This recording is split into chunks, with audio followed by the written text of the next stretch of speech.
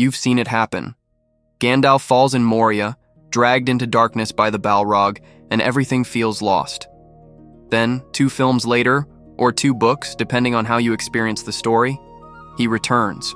White robes instead of gray. More powerful, more distant. And if you're like most people, you probably thought, cool, Gandalf got an upgrade. But here's the thing. That's not what happened. Not really. And the difference between Gandalf the Grey and Gandalf the White isn't just a costume change or a power boost. It's one of the most profound transformations in all of Tolkien's work. A shift that changes everything about who Gandalf is, what he can do, and what it cost him to become it. Most people completely misunderstand this transformation. They see white robes and assume stronger wizard. They see Gandalf facing down enemies with more authority and think he simply leveled up. But Tolkien was doing something far more subtle, far more theological, and honestly, far more tragic than a simple power upgrade. The difference between gray and white is the difference between a friend and a force. Between someone who walks beside you and someone who walks ahead of you. Between warmth and light. And by the end of this, you'll never see Gandalf's return the same way again. Let's start with something most people don't realize. Gandalf was never human. He was never a wizard in the traditional fantasy sense, some mortal who learned magic through study or talent. Gandalf is, fundamentally, an angelic being, one of the Maiar, the same order of spirits as Sauron himself. Let that sink in for a moment. Gandalf and Sauron are the same kind of creature. They were both created before the world existed, both served the Valar, the godlike powers who shaped Middle-earth, and both were sent to the physical world with a purpose. The difference is that Sauron fell into evil while serving Morgoth, the first Dark Lord, while Gandalf remained faithful. But they're peers, equals in their essential nature, if not in their choices. When Gandalf came to Middle-earth in the Third Age, he didn't come as a spirit. He came incarnate, bound into a physical body that could feel pain, exhaustion, hunger, and yes, death. This was deliberate. The Valar sent 5 wizards, the Astari, to Middle-earth specifically to help the Free Peoples resist Sauron. But they were forbidden from matching power with power, from dominating the wills of others, from ruling directly. They were supposed to advise, inspire, encourage, and unite, not conquer. This is crucial. Gandalf the Grey operated under severe restrictions. Not because he lacked power, but because using his full power would have violated his mission. He was like a surgeon who could perform any operation but was only allowed to consult. He could see what needed to be done, but he couldn't simply do it himself. And here's where it gets interesting. Gandalf the Grey loved this limitation. This sounds strange, but it's essential to understanding who Gandalf was before Moria. Gandalf the Grey genuinely delighted in the small things. Hobbits, fireworks, pipeweed, good food and good company. He wandered Middle-earth for 2,000 years not as a burden, but as a joy. He made friends with gardeners and kings alike. He remembered people's names, asked about their children, showed up at unexpected moments with exactly the help that was needed. The Grey represented something warm, something approachable. Gandalf wore gray because he was meant to blend in, to be a wanderer among wanderers, not a lord demanding allegiance. His power was real. We see flashes of it throughout The Hobbit and The Lord of the Rings, but it was always restrained, always in service of others, never displayed for its own sake. When Gandalf lights pine cones on fire to fight the wargs in The Hobbit, he's improvising. When he shatters the bridge of Khazad-dûm, he's fighting for his life and the lives of the Fellowship. These are moments of necessity, not demonstrations of might. The Grey was strong, but the Grey was also humble in a way that wasn't performance. It was genuine love for the world and its people. And then Khazad-dûm happened. The battle with the Balrog of Moria is one of the most misunderstood events in the entire Legendarium. Most people see it as a cool action sequence, wizard versus demon, magic versus fire, ending in mutual destruction. But what actually happened on the bridge and afterward is far more significant. First, understand what Gandalf was facing. The Balrog, later named Durin's Bane, was also a Maia, like Gandalf, like Sauron. This wasn't a wizard fighting a monster. This was an angel fighting a fallen angel. Two beings of the same fundamental order, clashing in physical form. And Gandalf, despite his restrictions, despite 2,000 years of holding back, met this threat directly because there was no other choice. You cannot pass. Those words aren't bravado, they're authority. Gandalf is invoking his true nature, not his role as a wandering wizard. He names himself a servant of the secret fire, which is the flame imperishable, the creative power of Ilúvatar himself, the one god of Tolkien's universe. He's essentially saying, I serve the source of all existence. You serve a rebel. You cannot pass. And it works. The Balrog's sword shatters. The bridge breaks. But the Balrog's whip catches Gandalf as it falls, and they plunge together into the abyss. What happens next is almost never shown in the films, and it changes everything. They fell for what felt like an eternity, out of all light, into water cold as death. And then they fought, not for minutes, not for hours, for days. They climbed from the uttermost foundations of the world to the peak of Zirakzigil, the Silvertine, one of the highest mountains in Middle-earth. From the deepest dark to the highest peak, 10 days of combat. Think about what that means. Gandalf, in a mortal body that could be broken and killed, fought a Balrog for 10 days straight. No rest, no food, no reinforcement. Just will against will, fire against fire, endurance against endurance. And in the end, Gandalf won.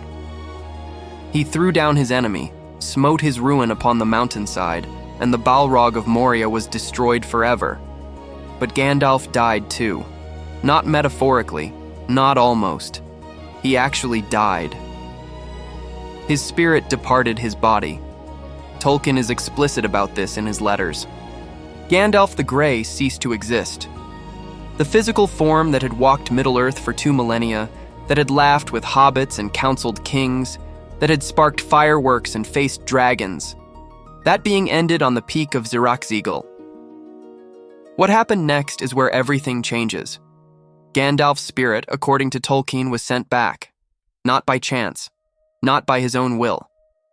By direct intervention from the highest authority in the universe, Ilúvatar himself, the One, the god of Tolkien's creation who rarely acts directly in the world. This is extraordinary. In all of Tolkien's mythology, direct intervention from Ilúvatar is vanishingly rare. The creation of the world, the awakening of elves and men, a handful of cosmic pivots across thousands of years, and now, the resurrection of a single Maia who died fighting evil on a mountaintop. Why? Because Gandalf had passed a test. When he faced the Balrog, Gandalf had no guarantee he would survive. He had every reason to flee with the others across the bridge. Instead, he turned back alone, accepted death as probable, and fought anyway, not for glory, not for power, but because the Fellowship needed time to escape. He chose sacrifice over self-preservation. He chose the mission over his own existence. This is what the Valar had been waiting to see. Not power, but character. Not victory, but willingness. Gandalf proved in the moment of crisis that he could be trusted with more, so they gave him more. Gandalf the White is not just Gandalf with upgraded stats. He is Gandalf with restrictions removed. Remember what I said earlier. Gandalf the Grey was operating under severe limitations. He couldn't use his full power. He couldn't dominate, couldn't rule, couldn't match Sauron directly. Those rules existed because the Valar weren't sure, couldn't be sure, that the Astari would remain uncorrupted. Saruman's fall proved this fear justified. Even angels can choose evil when given power in the mortal world. But Gandalf, through his sacrifice, proved that he wouldn't fall. He passed through death itself and came back with his integrity intact. The limitations could be lifted because the risk had been tested and the test had been passed. So what changed exactly? The first change is authority. Gandalf the White doesn't ask, he commands. Watch how he interacts with Theoden, with Denethor, with the captains of the West. There's a directness that wasn't there before. The Grey would persuade, suggest, hint, wait for others to reach the right conclusion. The White states what must be done and expects compliance. This isn't arrogance, it's clarity. Gandalf no longer has time for the slow work of consensus building. Sauron is moving. The ring is in play. Middle-earth is weeks away from total destruction. The White operates with the urgency of someone who has seen death and knows exactly how little time remains. But here's what most people miss. This authority comes with a cost. Gandalf the White is less present, less warm. When he reunites with Aragorn, Legolas, and Gimli in Fangorn Forest, they almost don't recognize him, and not just because of the white robes. There's something different in his manner, something distant. He seems to look through people rather than at them, as if he's seeing the larger patterns of fate rather than the individual in front of him. He even forgets his old name for a moment. Gandalf. Yes, that was what they called me. Gandalf the Grey. That was my name. He speaks of his previous identity like it belongs to someone else, because in a real sense it does. Tolkien addresses this directly in his letters. He says that Gandalf returned enhanced, both in power and wisdom, but also more removed from the concerns of ordinary life. The Grey loved pipeweed and parties. The White barely eats, barely rests, moves from crisis to crisis with relentless focus. The Grey would sit and chat with Sam about gardening. The White has little time for such things, not because he disdains them, but because the weight of his mission no longer permits them. This is the tragedy hidden inside the triumph. Gandalf got the power he needed to complete his mission, but he lost something precious in the exchange. The wandering friend became a general. The Grey Pilgrim became a White Lord. He can no longer be what he was, even if part of him might wish to. There's a moment in The Return of the King that captures this perfectly. After everything is over, after the ring is destroyed and Aragorn is crowned and peace has returned, Gandalf prepares to leave Middle-earth forever. And before he goes, he visits the Shire one last time with the hobbits. But he doesn't enter. He says his goodbyes at the border and turns away. Why? Because the Shire was the Grey's domain. The place where Gandalf was most himself, most playful, most present, most delighted by simple things. The White doesn't belong there anymore. That version of him is gone. He can look at the Shire with love, but he can no longer be part of it. Now let's talk about what this transformation means in terms of actual power, because there are real, tangible differences in what Gandalf can do. The most obvious demonstration comes when Gandalf faces the Nazgul at the gates of Minas Tirith. In the books, this confrontation is even more intense than in the films. The Witch King of Angmar, Lord of the Nazgul, rides forward to challenge Gandalf directly. This is the most powerful of Sauron's servants, a being who has terrorized Middle-earth for thousands of years, who no man can kill. And Gandalf doesn't flinch. The Grey fled from the Nazgul at Weathertop, leaving Frodo and the hobbits to face them with only Aragorn's protection. The Grey was harried and hunted across Eriador, barely staying ahead of the Nine. But the White meets the Witch King at the gate of Minas Tirith and holds his ground. Not because he's certain he can win, that confrontation is interrupted before it can be resolved, but because he no longer fears the outcome. This is a crucial distinction. Gandalf the Grey was cautious because he had to be. His mission required him to survive, to guide, to be present at key moments. He couldn't risk himself recklessly. But the White has already died once. He has already faced the worst and come back. Death holds no terror for him anymore, which makes him far more dangerous to his enemies. There's another power difference that's easy to overlook. Gandalf the White can break Saruman's staff. Think about what this implies. Saruman was the head of the Astari, the leader of the wizards, the most powerful of the five who came to Middle-earth. Gandalf the Grey was explicitly described as lesser than Saruman, not in wisdom or character, but in raw power and status. When Gandalf was captured in Orthanc, he couldn't break free on his own. He had to be rescued by Gwaihir the Eagle. But after his transformation, Gandalf confronts Saruman at Orthanc and shatters his staff with a word. He casts Saruman out of the Order of Wizards, strips him of his power, reduces him from a threat to a nuisance. The hierarchy has reversed completely.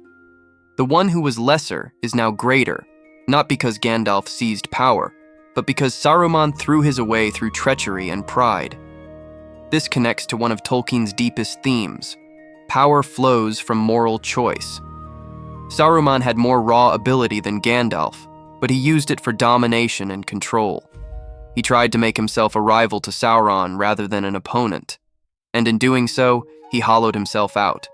His power became brittle, dependent on his tower, his armies, his schemes. When those failed, he had nothing left.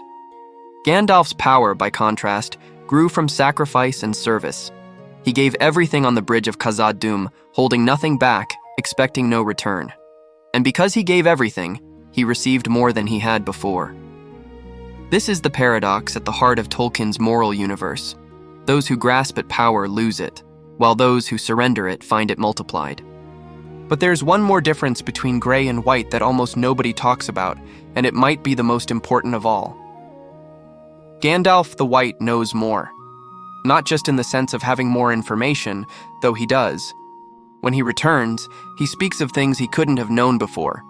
The movements of Sauron's thought, the state of affairs across Middle-earth, details about the past and future that seem to come from somewhere beyond mortal knowledge. He has seen something on the other side. During his death and return, Gandalf experienced what? Tolkien doesn't specify. Perhaps communion with the Valor. Perhaps a glimpse of the timeless halls. Perhaps simply a perspective so far beyond normal consciousness that mortal words can't capture it. Whatever he saw, it changed his understanding. The White speaks with certainty about providence, about the patterns underlying events, about the outcome of the war, not certainty of victory. He's clear that Sauron could still win, but certainty of meaning. He knows that the struggle matters. He knows that even defeat would not be final. He has seen past the horizon of death and found something there that put all his fears into perspective. This is why the White can face impossible odds without despair. Not because he's certain of winning, but because he's certain that winning isn't the only thing that matters. The Gray fought for survival. The White fights for something beyond survival, for the shape of the world, for the souls of those he loves, for a victory that transcends the battlefield. So here's the question that pulls all of this together. Was the transformation worth it? On one level, obviously yes. Without Gandalf the White, the War of the Ring fails. The alliance against Sauron fragments. Rohan falls. Gondor falls. The ring is captured and Sauron wins everything. The White's power, authority, and knowledge were essential to coordinating the desperate defense that bought Frodo time to reach Mount Doom.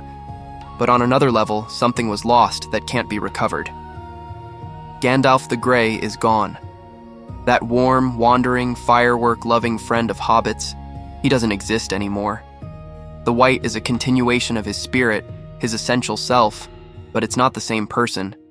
It's a promotion that looks like a death, an upgrade that feels like a loss. And Gandalf knows this. There are moments, rare, fleeting, when the old warmth breaks through. A gentle word to Pippin. A moment of quiet humor with Aragorn. The choice to spare Saruman's life even after everything. These glimpses remind us that the Grey isn't completely gone, just submerged, transformed, pressed into a shape that serves the mission even at the cost of joy. This is Tolkien speaking from deep personal experience. He was a veteran of World War I, one of the few survivors from his battalion of friends.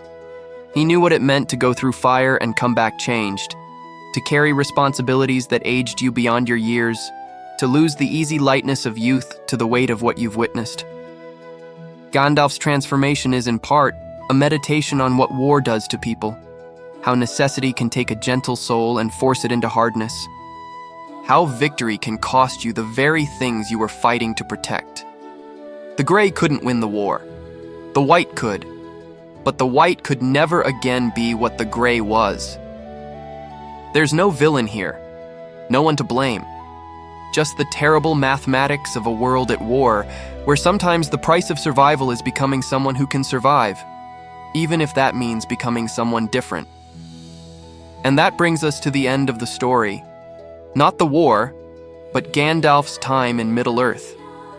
After the ring is destroyed, Gandalf doesn't stay. He can't. His mission is complete. The age of men is beginning. The elves are departing. The old world, the world of magic and wonder and angelic beings walking in mortal form, is fading into memory. Gandalf sails into the west with Frodo, Bilbo, Galadriel, and Elrond. He returns to where he came from, laying down the burdens of incarnate life, going home after 2,000 years of service. And here's the beautiful, bittersweet truth. We don't know what happens to him there. Does the White become something else again? Does he find rest? Does the Gray, the original, joyful, wandering spirit, somehow resurface in the blessed realm, freed from the necessities of war? Tolkien doesn't tell us. He leaves it open, and maybe that's right. Some stories end not with resolution, but with hope, with the sense that the book closes, but the life continues, somewhere beyond our sight, in a place we can't follow. So what's the difference between Gandalf the Grey and Gandalf the White? The Grey was a friend. The White was a savior. The Grey walked beside you. The White walked ahead. The Grey loved the world for what it was. The White loved the world enough to become something harder in order to protect it. Both were necessary. Both were real. And both were the same being, transformed by sacrifice, shaped by fire, carrying the weight of an entire world's hope on shoulders that once just wanted to see the next sunrise and share a pipe with a hobbit. That's the true difference. Not power, not color, but what love demands of you when everything is at stake. If you're walking away from this with a new understanding of one of the most beloved characters in all of fantasy, if the next time you see Gandalf in white, you'll feel the weight of what he gave up to wear those robes, then you know what to do. Subscribe to Echoes of Middle-earth and join us for the deep dives, the hidden layers, the stories beneath the stories. Ring the bell so you never miss one. And drop a comment. Which version of Gandalf resonates more with you, the Grey or the White? What do you think was gained and what was truly lost? Until next time.